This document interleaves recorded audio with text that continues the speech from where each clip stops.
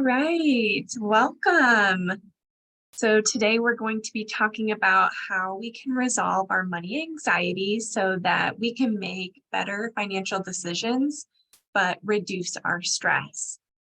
So if you're here, we want to hear from you. Please drop in the comments on this Zoom, and I'm going to go ahead and get started. So today, like I said, we're going to be talking about money anxiety and how it affects us and what we can do to alleviate it and how you can run your plumbing business from a place of joy and peace every single day. I'm Caitlin, and I'm the owner of Citizen Virtual Business Services. We're a virtual bookkeeping company, and we've been serving plumbing contractors and others in the construction industry for over 44 years. I don't know why I said 40, that's so silly. Before I get started, I want to let you know that you're not alone in being stressed or having anxiety about money. So many successful plumbing business owners really struggle with money anxiety, especially in a fluctuating economy. The trick is to work on the things that hold you back so that you can grow as a person and in your business. So let's go ahead and dive in. First, it's really important to understand that your body's response from anxiety is really just, it's trying to alert you to danger.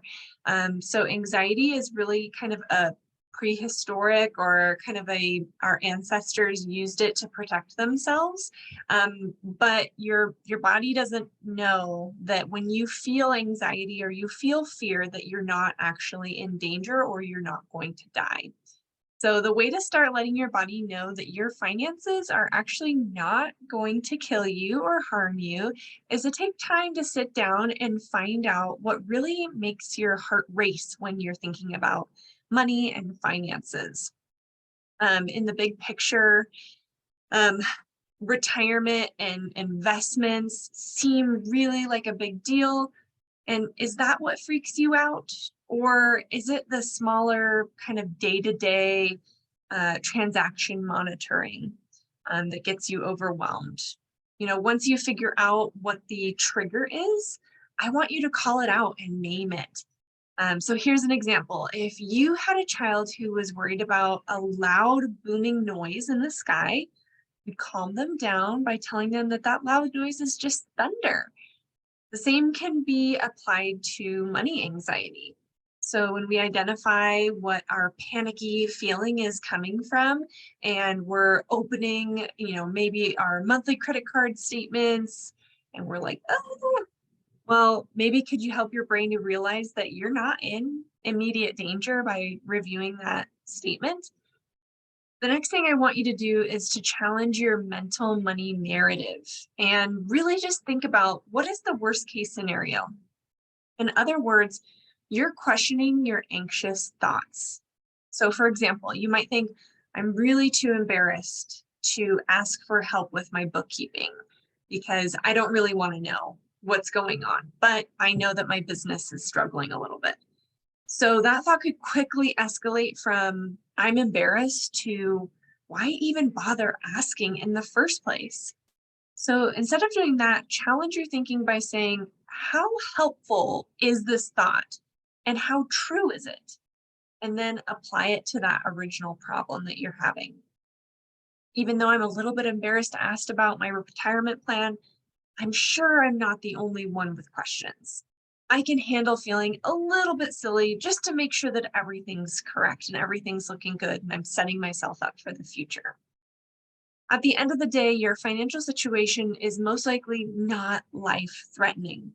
So think through the worst case scenario and ask yourself, what would happen next? And then what would happen? Keep following the chain of worst possible outcomes.